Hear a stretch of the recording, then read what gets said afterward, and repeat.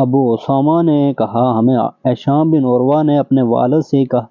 کیا انہوں نے حضرت عائشہ رضی اللہ تعالیٰ عنہ سے اللہ عز و جل کے فرمان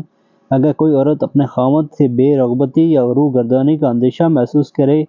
کے متعلق روایت کی۔ رسول عائشہ رضی اللہ تعالیٰ عنہ نے فرمایا یہ آیات اس عورت کے متعلق نازل ہوئی جو مدت سے کسی مرد کے ہاں ہو، اسے اندیشہ ہو کہ شاید اب وہ اس سے اپنے تعلق کو زیادہ نہ کرے اور اس عورت کو اس کے ساتھ میسر ہو اور اولاد ہو یا نہ ہو، چاہے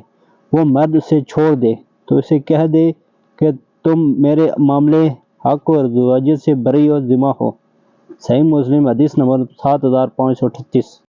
ابو معاویہ نے ہشام بن عروہ سے اور انہوں نے اپنے والد سے روایت کی، انہوں نے کہا مجھ سے حضرت عائشہ رضی اللہ تعالیٰ عنہا نے فرمایا بانجے لوگوں کو حکم یہ دیا گیا تھا کہ وہ نبی کریم صلی اللہ علیہ وسلم کے اصحاب کے لیے استغفار کریں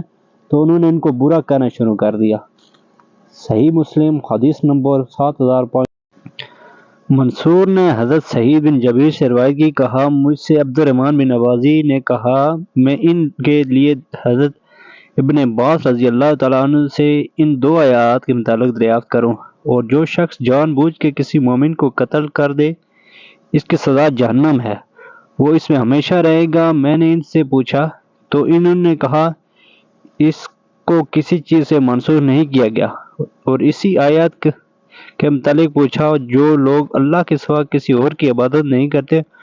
اور نہ حق کے بغیر کسی شخص کو قتل کرتے ہیں جس کے قتل کو اللہ نے حرام کیا ہے، تو انہوں نے کہا مشرکین کے بارے میں نازل ہوئی۔ صحیح بخاری حدیث نمبر 7543۔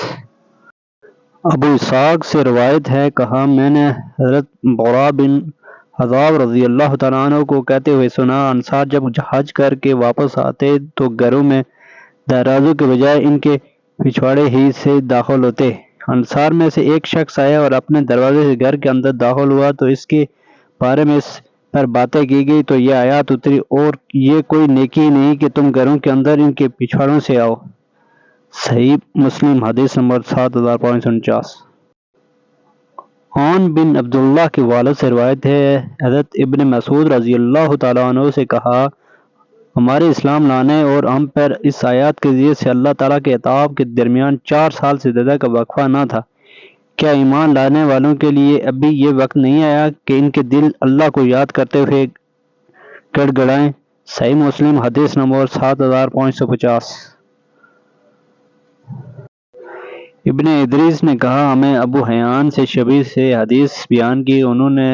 حضرت عبداللہ بن عمر رضی اللہ تعالیٰ عنہ سے روایت کی، کہا میں نے حضرت عمر بن خطاب رضی اللہ تعالیٰ عنہ کو رسول صلی اللہ علیہ وسلم کے منبر پہ فرماتے ہوئے سنا حمد و ثنا کے بعد لوگ شراب کی حرمت نازل ہوئی تو وہ 5 چیزوں سے بنائی جاتی ہے، انگور، کھجور، شہد، گندم اور جو سے، اور خمار شراب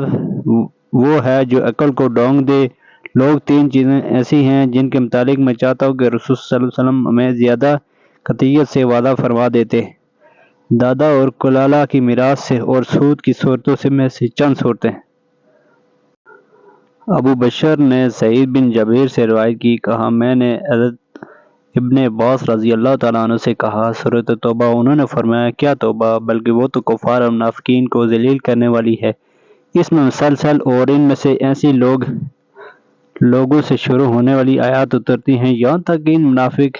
لوگوں کو گمان ہوا کہ ان میں سے کوئی بھی نہیں بچے گا مگر اس کی اصلیت کے بارے میں اس صورت میں بیان ہو جائے گا۔ سعید بن جبیر نے کہا میں نے پوچھا سورہ انفال، انہوں نے کہا یہ بدر کے احوال بیان کرنے والی صورت ہے۔ میں نے پوچھا تو الحشر، انہوں نے کہا یہ بنی نذیر کے انجام کے بارے میں نازل ہوئی۔